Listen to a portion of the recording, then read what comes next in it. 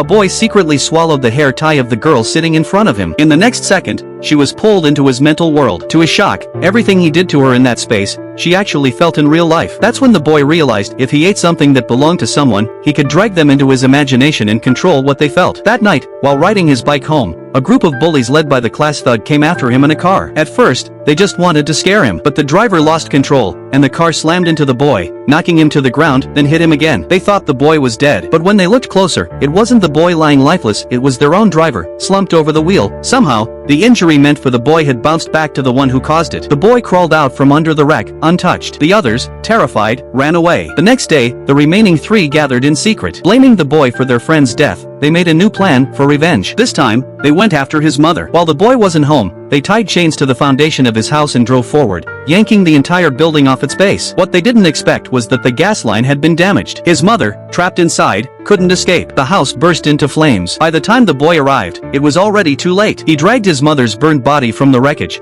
but she was already gone. Crushed with grief, he buried her. On the ride back with the police, the officer accidentally mentioned that the fire may not have been an accident. Just then, the bullies drove past them again, laughing, taunting him, showing no fear of consequences. The boy knew in that moment they had killed his mother. He stepped out of the car. He didn't care about justice anymore. He wanted revenge. That night, the bullies went to hang out by the lake. The boy followed them in silence. While they were distracted, he snuck up, stole a piece of clothing from one of them, and ate it. Then, he took a rope and began choking himself. In the distance, one of the boys suddenly gasped and stumbled into the water, as if something unseen was dragging him down. The boy tightened the rope around his neck. The other boy thrashed, then stopped, dead. The other two had no idea what had just happened, but this was only the beginning. The boy would not stop until all of them paid. The next day, during science class, taking advantage of the school bullies having an experimental class, Kelly rushed into the classroom, ready to take revenge on her second target.